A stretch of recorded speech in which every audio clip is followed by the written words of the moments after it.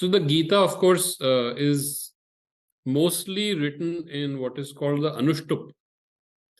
And those who love poetry a little bit, Anushtup is essentially a chand which comes from the Veda.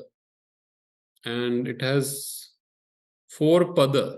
Pada has multiple meanings. It's a word in Sanskrit. Padam, Kamal. Pada is also your foot.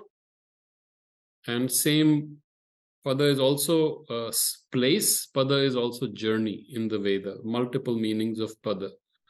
But in poetry, pada is a section, or what in English is called hemistitch or hemistick. So, for example, the first one, I'll just read it and then we'll try to break it down so that everyone understands, at least have a basic sense of the reading. So, Shri Bhagavan Uvacha, Ashocyananva Shochastvam, Prajnavadanshcha Bhashase, Gatasunshcha Nanushocanti Panditaha. Now, if you hear this, the sound goes up a little bit, then comes down. Ashocyananva Shochastvam, Prajnavadanshcha Bhashase, Gatasunshcha Nanushocanti Panditaha. So, there is a beautiful sound to it. And one is we appreciate the sound because our great literature, great Shruti, Gita, of course, which we consider a Shruti, has a beautiful sound element, not as complex as the Veda, although some people can chant it most beautifully, but I'm not a singer, chanter, but at least that is the sound. So if you look at this is a varnik shand, so there are 8 complete varna: a, sh, ya, na, va, sh, cha, and va. Ashocyan. Half is not counted. 8. And then you go to the next one. Pra, gya, if you want to count it as gya, although jnya in Sanskrit. Va, da, cha, bha, sha, sa. 8 varna. This is not matrik chand, this is varnik chand. Varna, the complete varna is counted. Those are fixed, rest you play with. So very brief introduction to the sound of Gita, because that is such a beautiful thing. And someday we can talk about the poetry if we enjoy. Those who love poetry will talk about it. But so the situation is what? The situation is we have a massive war happening, which is a war of nations. When we talk of nations, these are small or big nations which constitute the Indian civilization as such, starting from Gandhara, which is present-day Afghanistan, all the way to northeast, and small states. I think Manipura and all those states were involved, and those who know geography better than I, Odisha is involved. All these different states are involved. So right in the midst of it, this protagonist, this key figure, key character, now has a moment of reckoning, and his whole dharma collapses. What he has lived for his entire life as a Kshatriya, I have to fight for the right. This is the way to do it. You got to do these things. One must be intense. One must save the vulnerable from the evil people, the dishonest people, the oppressors. And suddenly he's eager. He is all his life. He has made himself ready for this situation as a Kshatriya. The Kshatriya's highest dharma is to fight for what is right. All his life is one-pointed focus as a Kshatriya. I have to do my dharma. This is not a philosophical man. This is not a thinker. This is not a metaphysical or a theologian who has great ideas. He has a dharma. He lives by it. He's a practical man. And now this practical man comes and he sees his loved one is in front of him, and suddenly now he has doubts. That's why the first chapter is called Arjuna Vishada Yoga. That is a yoga in itself, where suddenly it reaches a point where all that he has held dear and important to him is fallen off. So that yoga is that of Vishad. And suddenly the old standards have been taken away. Standard operating procedures are gone. SOPs finished. Now what do you do? And so Arjuna, knowing the little that he knows, he says, why should we kill them? Like a moral person, ethical person, why should we kill them? Let them have it, and let me go to the woods, to the forest, and live my life in sannyasa. Sannyasa, nyasa is to drop. Sannyasa, let me drop this. And often in sannyasa, this is the first realization. You have a break from the reality as you see it. All your connections, all your attachments, raga, dvesha, everything suddenly just falls off. That is true sannyasa. But Arjuna is at a point where it is not a deep realization that this world is falsely seen by me. It is more a vital reaction. Oh my God. Oh, he didn't say, oh my God. But we are in a situation where I'm not going to fight my loved ones. This is a vital reaction. And Sri Aurobindo points this out beautifully. This is not an ethical or a metaphysical detachment. This is not like the Buddha who sees all this as dukkha sansar and walks away with full consciousness, that awareness that he has to find something. This is a reaction, a pranic reaction, and he doesn't want to fight it. On that pranic reaction come the other layers. Now the mind starts interfering. Now the mind says, okay, let me justify it. Let ethics come in. Then what will happen to the nation? Suddenly now he's worried about the whole nation. And he creates this whole narrative in his own head, and he presents it to Krishna. And the beautiful part is, after all that discussion, he just, even when he gives up his Gandiv, his bow and arrow, he says, I will not fight. But eventually he tells Sri Krishna, I am your disciple, you are my teacher, you tell me, you give me the dharma. And the interesting thing is, Sri Aurobindo again has pointed out that he's not looking for a theoretical discussion. Don't give me theory, just give me a dharma. Do I need to fight? Do I not need to fight? And so, beautiful thing about this is Sri Krishna laughs at him in a nice way. Of course, he has treated Sri Krishna as his friend. Tambuvacha Rishikesha Prahasanniva Bharata. Prahasanna, he's almost laughing. It's not a mockery, but he's laughing at this.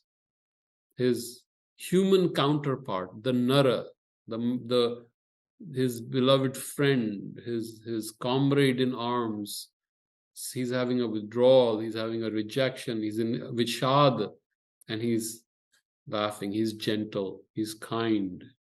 And then he gives this beautiful, starts off with the 11th shloka, and that's really the background. I'm sure you all know it, but if anyone else watches it or those who don't know it, this is the background. So, Ashocyan anvashochastvam.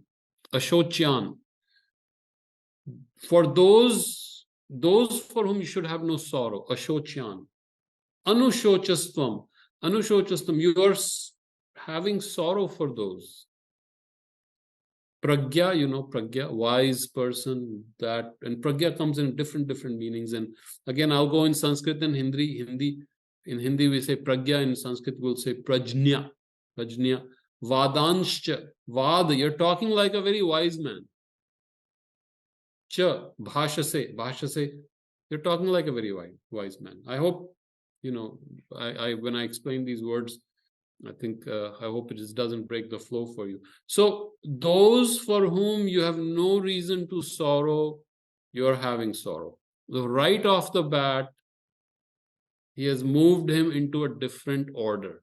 This is the genius. That's why I keep saying, just for his logic, we should consider him an avatar. He takes him to a different order. Here, most of the time we get into this trap. Oh my God, I'm going to fight this. I'm going to kill them. I'm going to create so much misery, I'm going to hurt them. Suddenly he has moved him to a different dimension of feeling and thinking and experiencing. Now, what is he talking about? Arjuna immediately would, if I were in his place, I would be perplexed. Here we are talking about my beloved, my loved ones dying, and you're saying for those for whom there should be no sorrow, you are having sorrow, and you're talking like a wise man. So then, what is he talking about? Gatasoon, those who are leaving. Agatasoon, those who are not leaving. So those who are leaving and those who are not leaving. For them, the wise people. Here, Pandita doesn't mean a Pandit. Panditaha. So Panditaha, whenever you say, you have Bahuvachan, it is plural. They have no sorrow. Na anushochanti. Anushochanti has come back.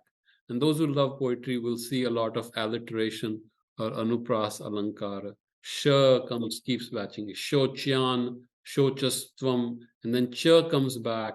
Shcha, pragyavadanshcha. Bhasha, that's a different sh, that's a not the typical sh of shalgam, but sh of shatkon. And gata shunshcha and nanu shochanti. The sound has a great influence. So remember his sounds, and these sounds will come back, because the Gita is not just a verbal connection, it is also an experiential connection. So if you can start picking up the sound and the vibrations, then you will start hearing new things. And if you like poetry, then you will see the genius of Sri Krishna with the poetry, or Veda Vyasa, as the case may be, as you may deem it to be. So he has taken him to a different order. Normally we are saying, oh my God, he died, she died, my friend died. Then we cry, we have sorrow, we are feeling bad, we have memories. And Sri Krishna takes him out. That equation is out and takes him to a different dimension. Those for whom you should have no sorrow. What does that mean? Why should you not have sorrow for the loved ones who are going to go?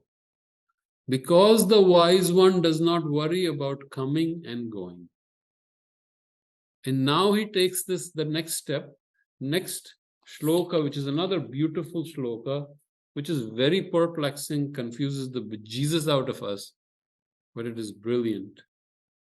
Natvevaham jatu nasam, natvam neme janadipah, nachaiva na bhavishyamah sarve vayamataf param. So there was never a time when I was not, nor you nor these kings. Na tu eva aham. Jatu nasam. Jatu, to be. Nasam, nahi tha. Asam. Asam is past. So there was never a time when I was not. What the heck is he meaning? We are talking as two human beings. We are fighting a war. We are talking about killing. And he throws this curveball at me, at Arjuna, at us. There was never a time when I was not. Who are you? Nor was there a time when you were not. Nor was there a time when these were not. Again, he has carried the first shloka, 11th shloka, into this 12th shloka, and this completes the first thought. He creates a movement, almost like a musical movement. Those who love music, he creates a movement, he creates a question, and then he fulfills that movement. So, na chaiva na bhavishyama, and in the future also, bhavishyame, na cha iva na bhavishyama, sarve vayamataf param. So all, sarve, hum sab, even forward, going forward, we will all be. Now he has taken him into an entirely different plane. And suddenly all the Mahabharata, the battle, the war, the killing and the hatred and the anger, he has gone into a different dimension. So this is the big, beautiful part. This is where the Gita really starts. And the reason why we say this is whenever in our great literature, the first shloka begins with a. So Ashocyan, if you go back to the Veda, Agnimile, So that was the tradition. Because is the symbol of the absolute.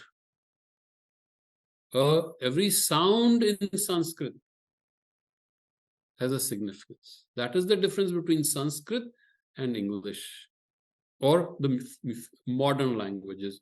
And again, Sri Aurobindo has beautifully described the bhasha vigyan of Sanskrit. Every sound has a significance. So, and remember, this is not just in Sanskrit, because Sanskrit influenced all these languages.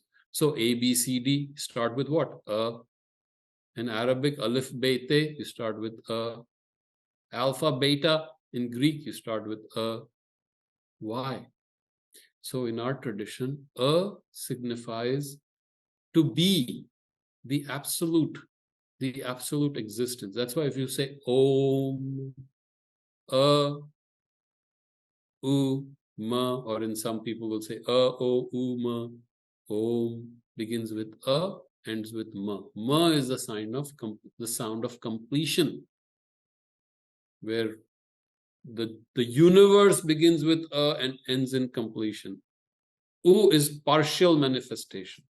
So every sound has a significance. So, and this is the shloka where Shankaracharya himself started his tika. So we can someday talk about Shankaracharya. But this is really the essential shloka.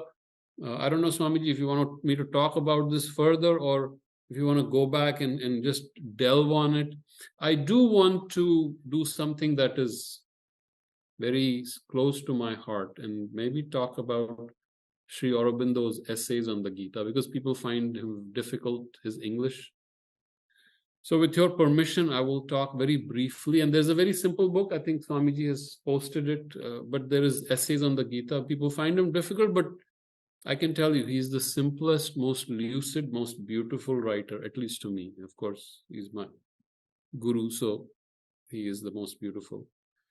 But what does he talk about? He talks first about, and if you like to read him, or maybe this may be a way to connect with him deeper. He wrote this essays on the Gita, I think around 1914, when the Arya had begun, and he started publishing his essays. And every month he would write an essay, and this became the collection, Essays on the Gita. To me, and I think to many people, this is the most beautiful bhashya on the Gita, because it comes from a deep connection. He was identified with Sri Krishna in his own spiritual realization. He and Sri Krishna had the same, became one in his consciousness. So in yoga, of course, that is the height of oneness with one's beloved, with one's Ishtadeva. Out of that consciousness, he wrote this beautiful work. And so he first starts with, what is our demand and need from the Gita? What are we asking for? And he talks about different kinds of scriptures there are in the world, some with a partial light, some with a, more nuanced light. And each one thinks his scripture is the best.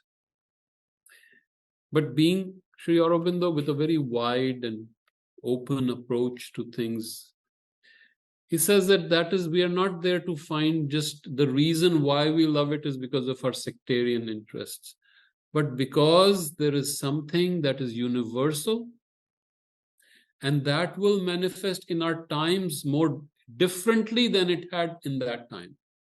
So here he is allowing us a different manifestation. So each of us can experience the Gita, can experience Sri Krishna in our own way, although Sri Krishna is one. But each of us experiences Sri Krishna or Sri Aurobindo differently. And that's our Vyaktitva, our own different way. And in our own time, because our mind has changed, our intellect, our knowledge has changed. So that has to be understood. There's a temporal aspect, but there's an eternal aspect. And the eternal aspect is that one reality. And Sri Aurobindo talks about it. It changes its form, it's dynamic, it renews itself, and that is the beauty of the Sanatana in our Dharma. So he talks about that. And so if you like to read it, I think the first chapter would be something worthwhile. He talks about that. He talks about what is the spirit of the Gita. And Gita's spirit is synthetic. It brings everything together. It unites different paths, but in a very natural, he calls it the undulating, encircling movement, embraces everything, because it comes from a very rich synthetic mind, a vast synthetic mind, and a rich synthetic experience. So Purna is a synthetic, in Sanskrit would be Purna or Samagra, that which is complete, that which is able to bring together all these different paths. It is not a scholastic approach. It is not a matvad. It is not intellectual. It is not, you're not dissecting it by logic, but you're experiencing it, and you're experiencing the vastness of Sri Krishna. And the moment you start experiencing it, the moment your brain starts opening to how he sees, you're already experiencing Sri Krishna. You may not realize it. Mentally, you're becoming in touch with Sri Krishna's consciousness. The moment you start feeling, aha, this is what he felt. So this reading that we are doing is not to become geniuses and start, throwing off these shlokas, but to start thinking with him, like him, and as him. The moment we start doing that, we realize that his vision, his experience is already coming here. Once you see that, because in our minds, what we see is Sri Krishna is somewhere outside, we got to worship him, he's somewhere. He's not anywhere else. He's right here. He's right here. Through the book, we are experiencing him. We are feeling him right now as we speak. He has given us this blessed opportunity to talk about him. But he's not somewhere outside. He's right here in our thought. His words are ringing in our ears. That's the beauty of it.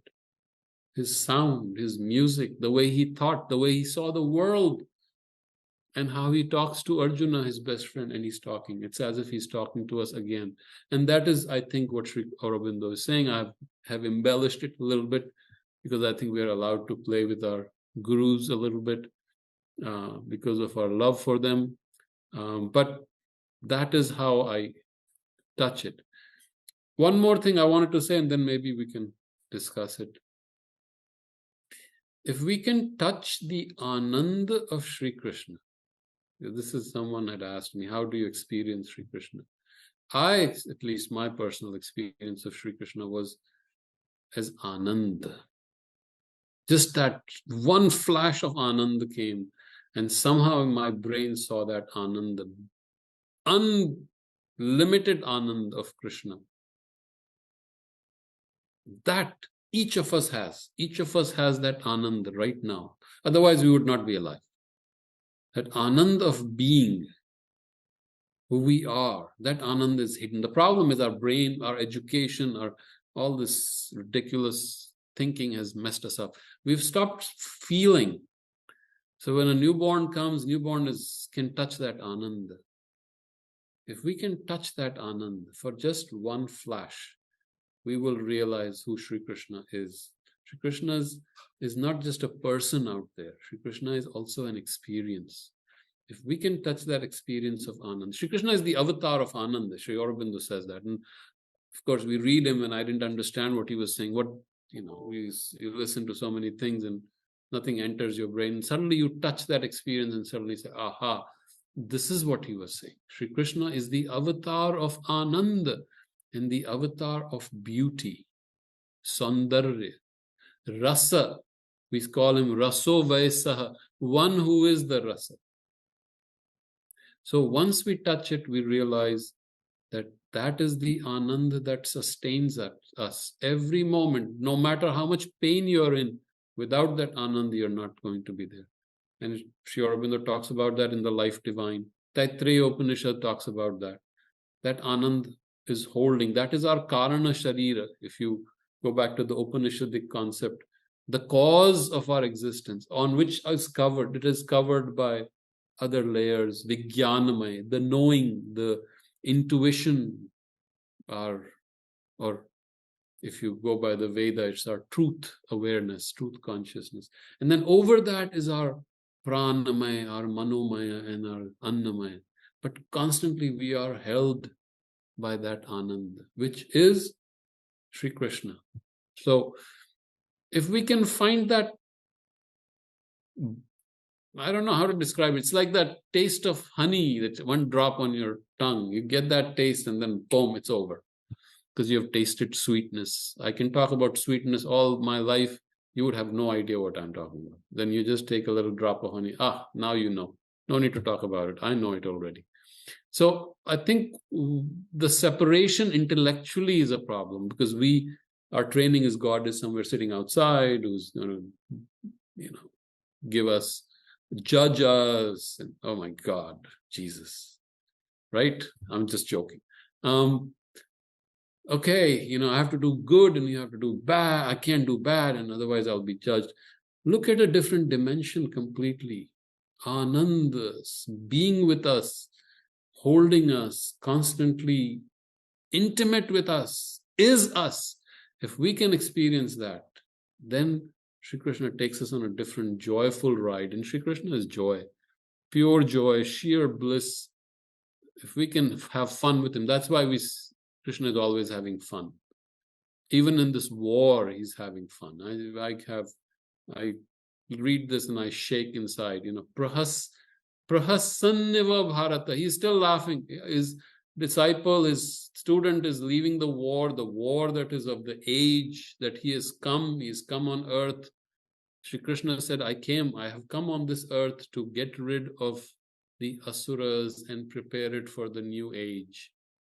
In the Mahabharata, Shri Krishna says that to the rishis, because the rishis are very worried. Oh my God, what's going to happen? Shri Krishna, you are the avatar. You have to tell us what's going to happen. This world is going to pot. We are entering Kali Yuga. Everything is going down. Shri Krishna says, I have come here to initiate Kali Yuga, initiate the new age, and to rid it of all asuras. If we understand that, now suddenly we understand the meaning of Mahabharata. It was not his business to play the ethical or good and bad. His business was to get rid of the asuras.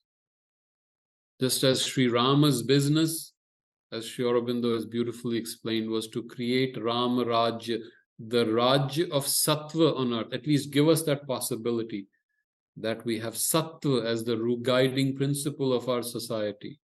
Now Sri Krishna comes, a new Yug comes, and he opens the possibility of the human being, human individual, to a different awareness. Sri Aurobindo calls it the overmind. The manas that is global, that can hold all possible thoughts, all possible views and perspectives, a 360-degree view, all is held as one. It's a universal consciousness. That's why for him it's natural. He can talk about the Vedanta. He can talk about yoga. He can talk about Sankhya. He can talk about bhakti and karma and jnana, everything.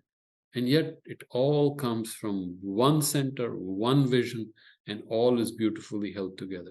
So we are touching that consciousness. That is the beauty.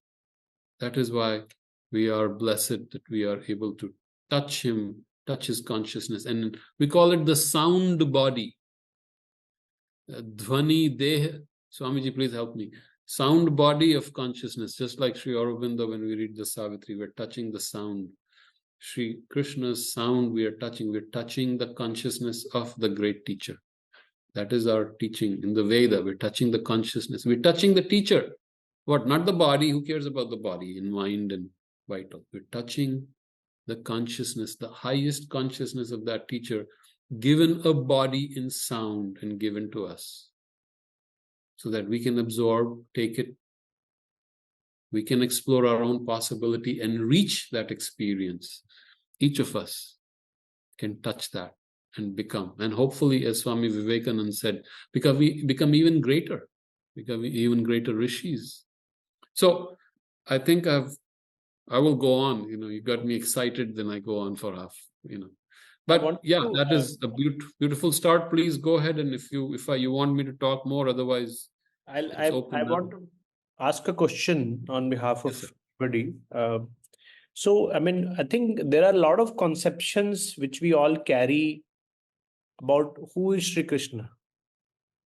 based on our upbringing, exposure, is it a God, real person who lived on earth, just a story, something else? So I think that might be something to talk about.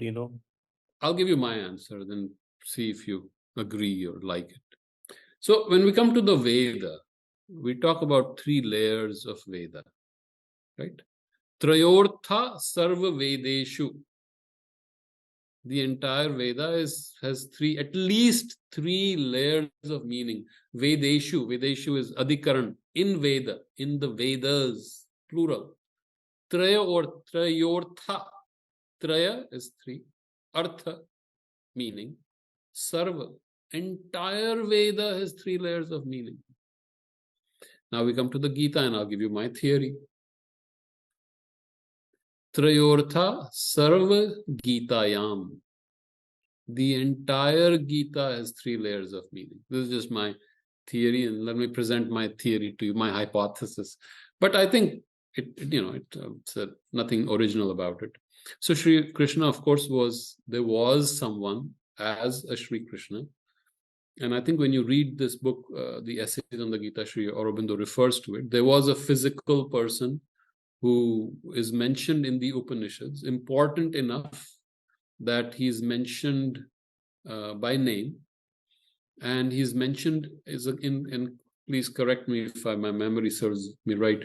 He's also connected in relation to Arjuna and Dhritarashtra in the Upanishads, and he's mentioned by his mother's name, which was all that was needed to refer to someone in those days.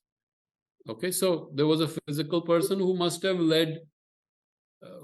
been a great man, a genius, and did a lot of great things. A yogi as a human being.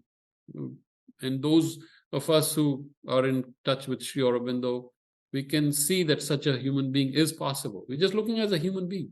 Is such a human being possible? Can a human being live many lives in one of such a high intensity and such achievement? Not a worldly achievement. Also, of course, they had worldly achievement. So in our own lives, we see great people like Swami Vivekananda. Can one person in one life achieve all this? Sri Ramakrishna. How can that happen? Well, there are men of genius like this. So as a human being, you can, and this is the eternal battle, even in the ashram. Is Sri Aurobindo a human being, or is he either divine? Well, because he's a human, he's divine. In our tradition, the human and the divine are not two separate things. In our tradition, human and divine go together. The human is Nara, the divine is Narayana, and we are together always. There is no time when you are separate. Even the thought that Narayana is separate from me is, well, I can't say blasphemy because we don't have blasphemy. We're not allowed to have blasphemy. But even the thought is ridiculous. I'm saying ridiculous. Don't get upset. It's absurd. In the Veda, what is the meaning of the yajna?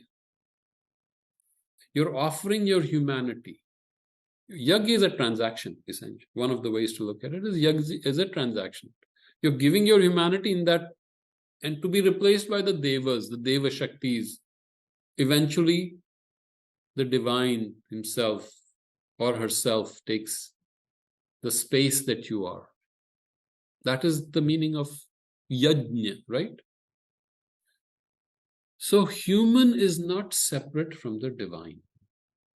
Again, the bad mindset that we have had is human is here, God is somewhere here. No, there's no such thing.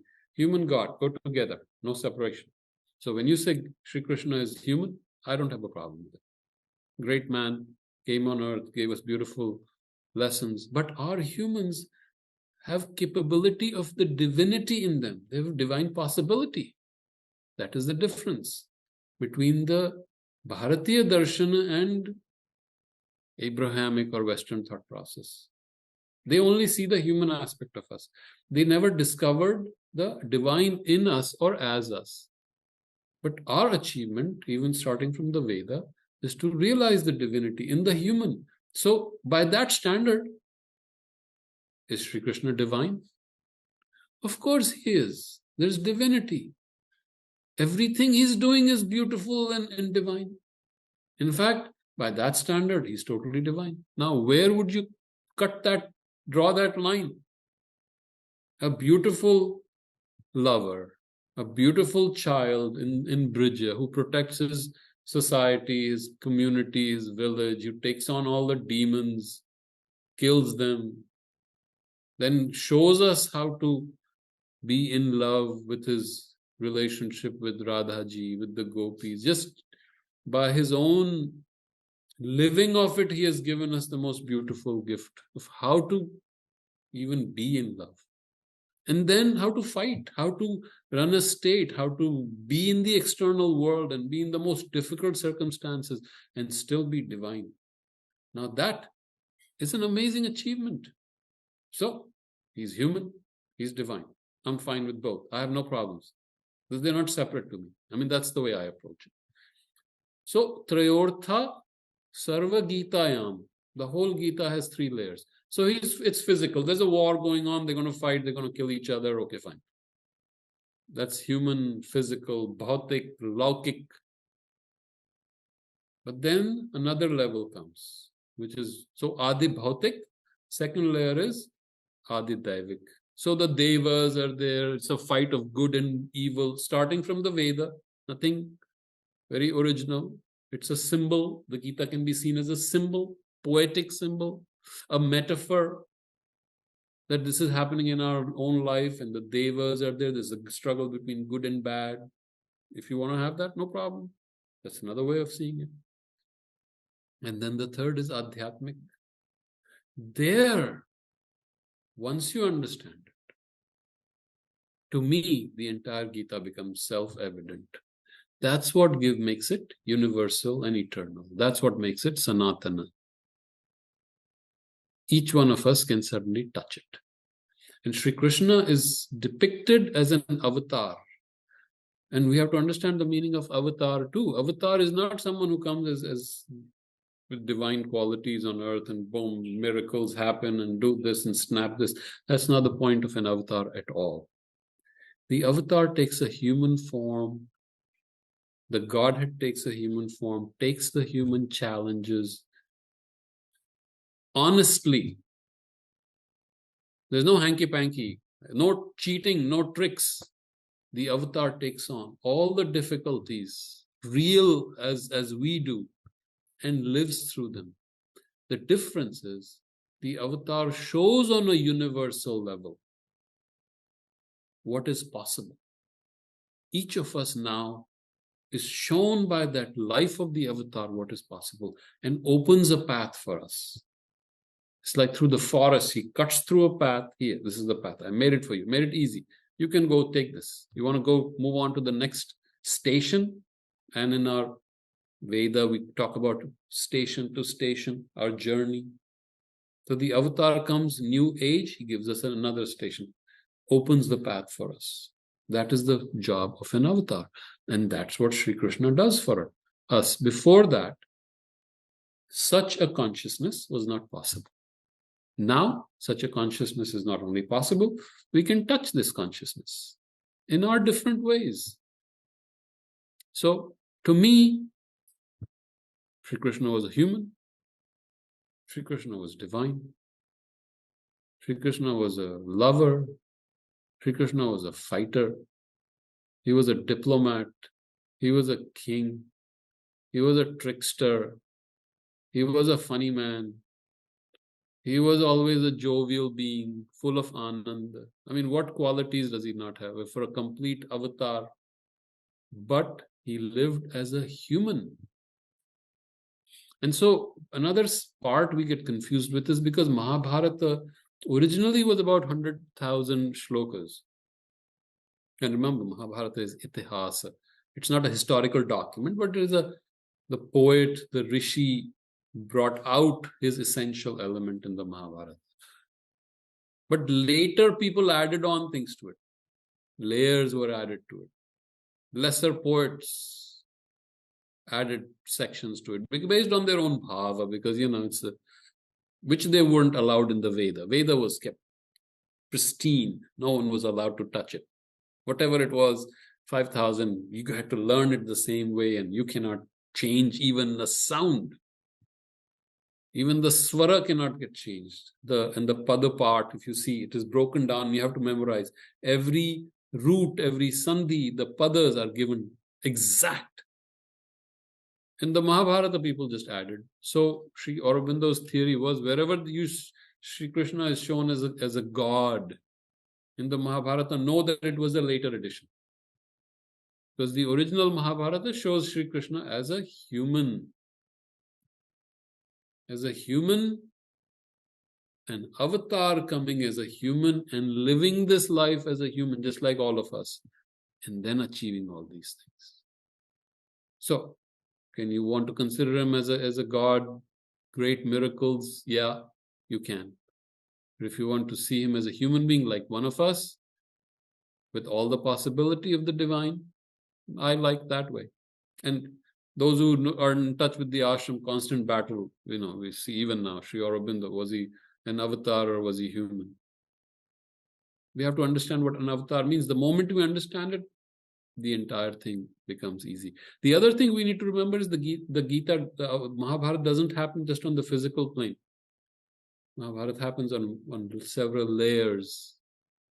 And the battle is not just physical. As you know, the battle is also psychological. The battle is also occult. The battle is also spiritual. So lokas, as in Veda we call it. There the real battle between light and dark happens. There Sri Krishna has the power to change. Physical is only one manifestation of it. But it is okay whichever way one takes it. And by one's Shraddha, yat Shraddha sa eva sa. As our Shraddha, so we will be.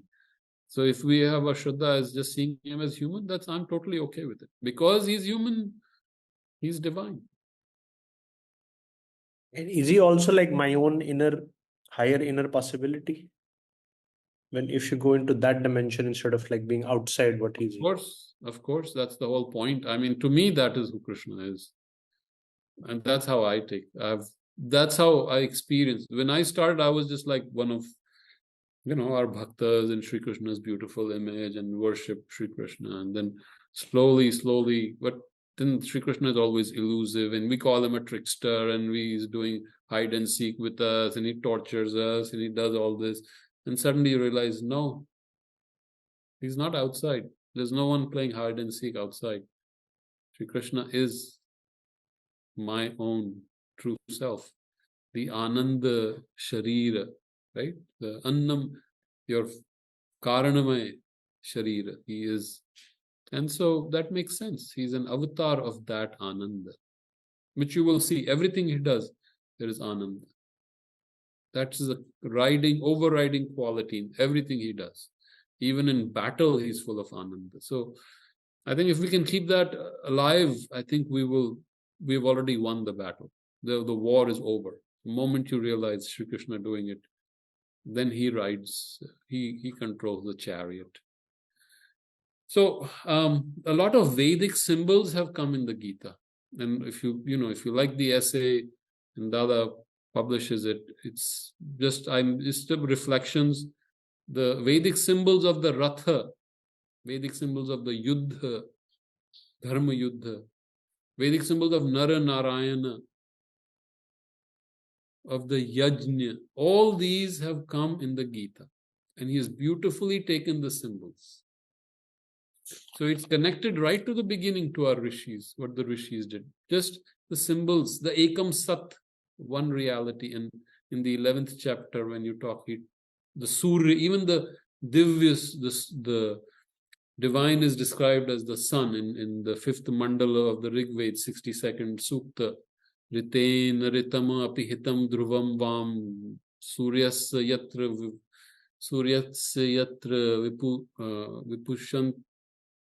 Just hold on. Ritena Ritam Apihitam Dhruvam Vam Suryasya Yatra Vimuchantya Shvan. So, where the truth is covered by the truth, I saw that glorious sun. Where the sun released its Ashva. This is from the Rig Veda. Now come to the 11th chapter, and what is Sri Krishna doing? The radiance of the 1,000 suns. And again, the same image comes. The sun is an image of Satchidananda. So here you will see those symbols coming through. And that is why I think the same concept of 3 layers of meaning we can apply to the Veda. And you guys can disagree. You don't have to agree with everything I say. You have your own experience, your own anubhuti. So we have one question from Gaurav. It says, how exactly do we touch the consciousness of the teacher? Can you talk about the difference between touching their consciousness and studying their teachings? I think this is a very interesting question. Yeah, it's a beautiful question. How do you touch the consciousness of the teacher? We are touching the consciousness of the teacher right now. I mean, we just don't realize it. Like we are told in Vedanta, everything. What is that? Sarvam asti, Vasudeva sarvam iti. Everything is Vasudeva. So we say that, but what? Do we really mean it? Is Vasudeva everything right now? Which means what? There is no such thing as a Pariksith, and there is no such thing as a Samir or Rajesh or Ajay. What? There's no separation. Even though on the ocean waves are coming and going, but there is one ocean. So we are touching that. We are that constantly. It is not that you are going to touch him somewhere sometime, but just our mind, there is this block somewhere which we have to go beyond, that we are not touching. So when do you touch? Right now you're touching. Could there be a moment when you're not touching Sri Krishna? If Sri Krishna is Sri Krishna, can there be a moment? But it takes a long time. It took me a long time to figure that out. But the moment, so one is to realize that you're touching him right now. Even logically, you're touching Sri Krishna right now. Logically, just talk logic. By reason, you're touching him right now. By sound experience, you're touching Sri Krishna. When I say Ashocyanan Vashochastvam, well, we believe in our Shraddha. Sri Krishna said it. Maybe he didn't say it like that. The poet has, but the poet's consciousness caught that chit of Sri Krishna. Right? In our dharma, we don't care about what he said physically. He said what his consciousness gave. That is what we care about. So the sound is whose? The sound is the consciousness of Sri Krishna. Because when a yogi, a rishi, Mahayogi speaks, then that sound carries the consciousness. That is the Vaka Shakti, carries the consciousness of that rishi. So that rishi's consciousness is coming to us. A great man's consciousness is coming to us right now.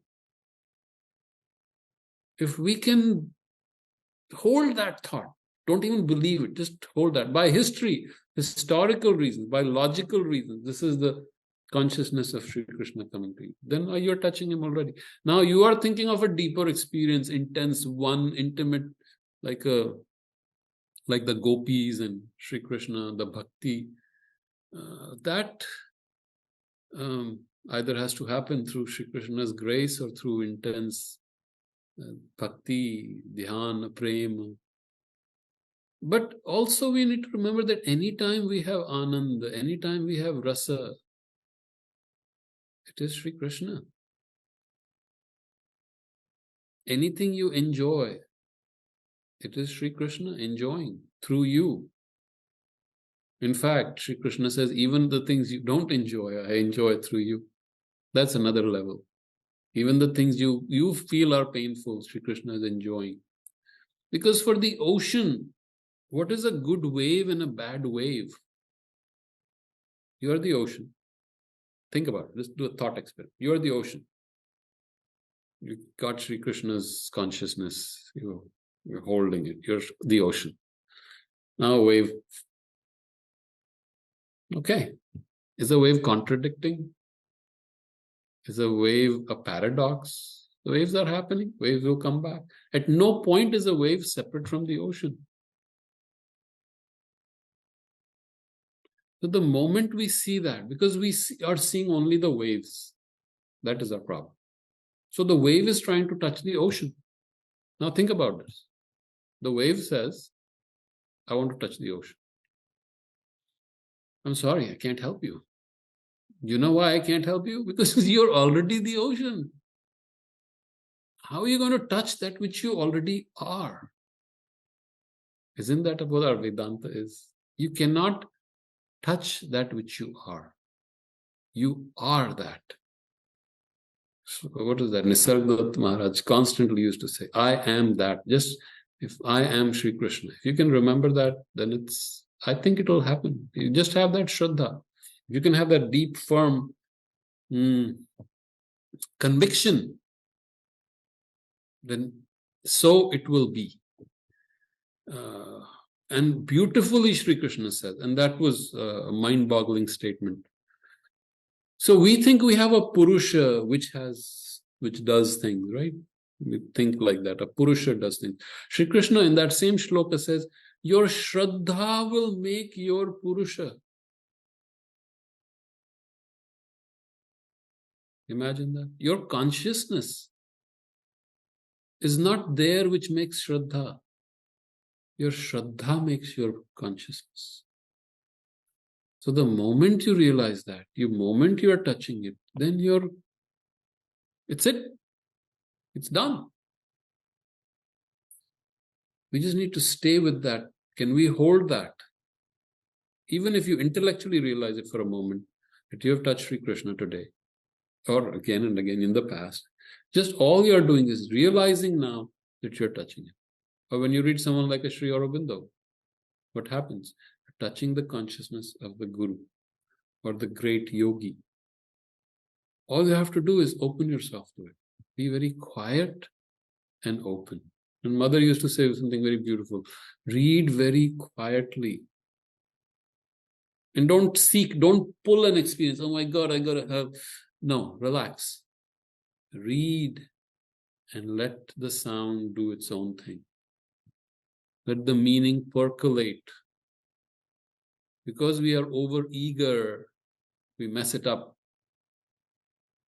Often when I used to teach children swimming, you know what I used to, it's very difficult to teach adults. You know why? If anyone knows swimming, adults go like this. You can't move, you're like a rock, you sink.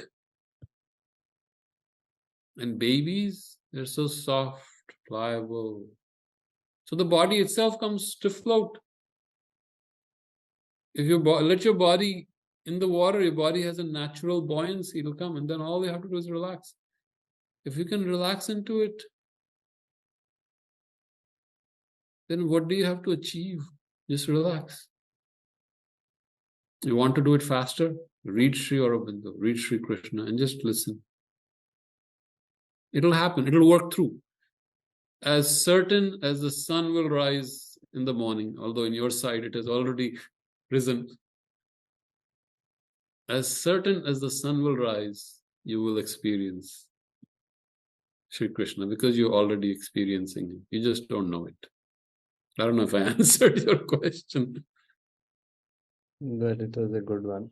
So that we have a next. Okay, Gaurav says, I understand. Thank you so much. So Rajesh Good. has. Now you can make me understand what I said. So Rajesh has a next question. How did you tap into the bliss you were speaking about?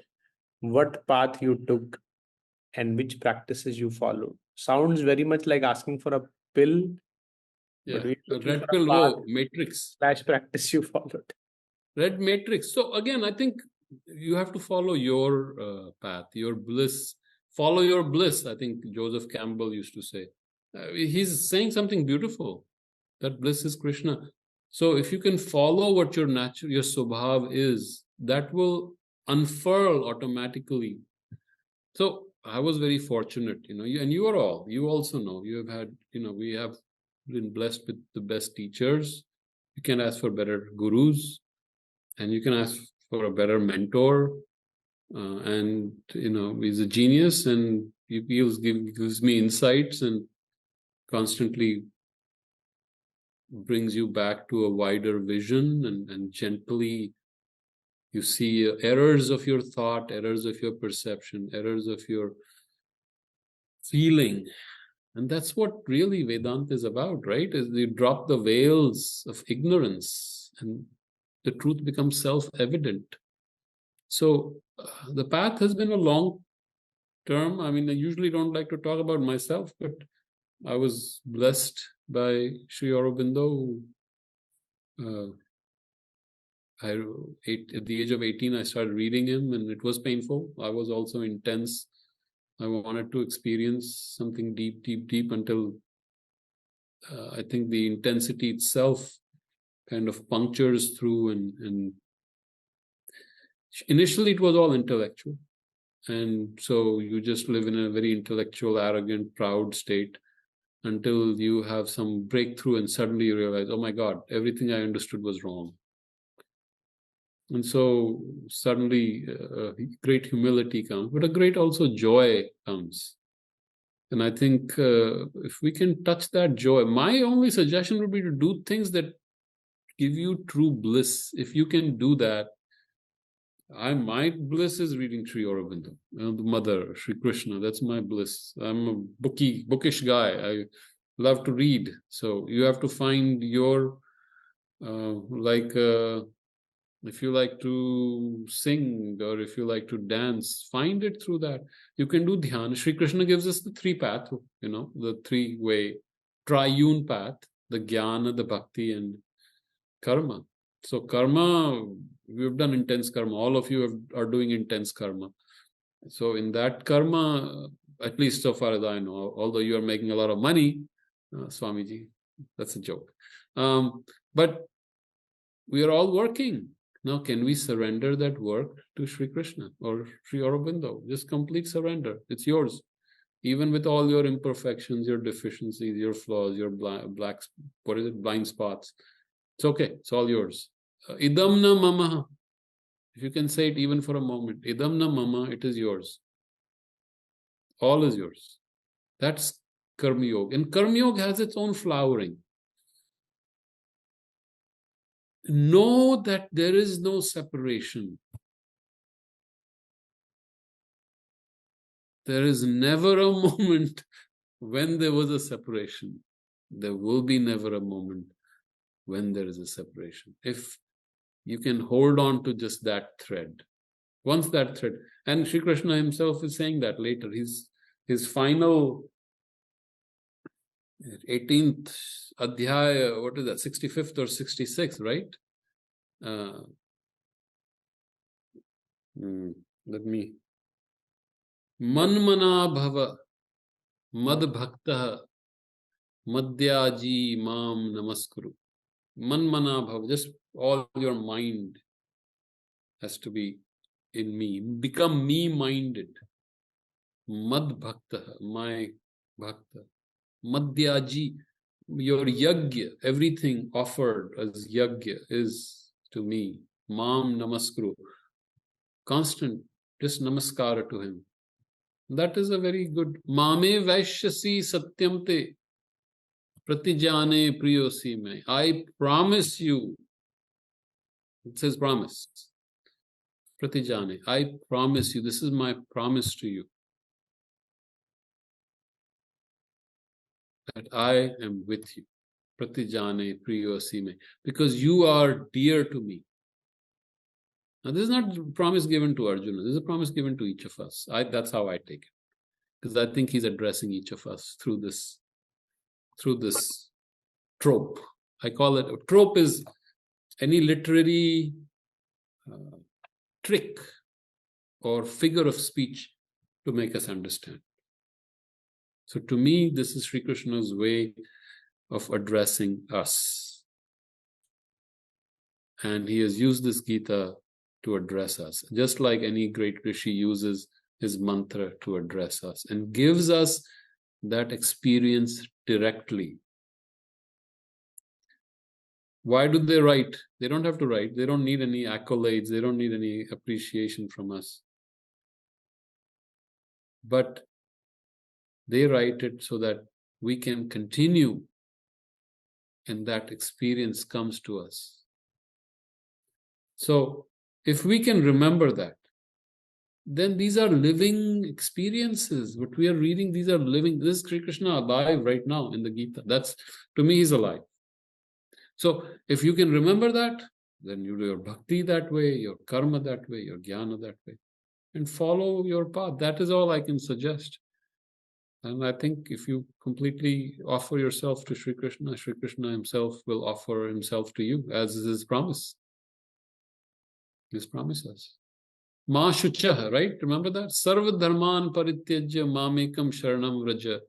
Aham tvam mokshish, aham tvam Sarva papebhyo shishyami. Sarv papebhyo mokshishyami ma shuchah, right? So again, he promises, don't grieve, don't be sorry, don't feel bad. I will free you from everything. I think that is the central thing, is if we can just hold on to that conviction that he has promised us. Well, heck, we are reading him. What better thing can we have as an experience? The problem is we want everything right now, fast food. I want the experience right now. Enjoy the ride. The ride itself is the realization. The journey is the reward. So right now, this journey is the reward. If you can just realize that, it's over. There is no reward at the end of the journey. The reward is right now. Now, once that happens, I think our goose is cooked. So we are at end of an hour, 9 a.m. Anybody has any last questions, or shall we wind it up for today? All right. So Hindi anuvad, you will do, sir, right? Yeah, that we will. I will keep sending you, and then in the Hindi, then you can share it with everyone. Or when Dada puts it up, don't tell Dada that I'm sending you, because then he's going to get all upset. Although he won't, but yeah, that's okay. I will take he wants everyone to read because he works on it, he puts it together. Yes. So the Satyamev, I think so he's going to put that essay, and we can talk about that essay. These are just more intellectual ways of presenting Sri Krishna. That's all we're trying to do. Yeah. For those who love to write and read, it may be something interesting. All right. Thank you. Enjoy your Saturday. It's always a pleasure. And I hope you had as much fun out of it as I do.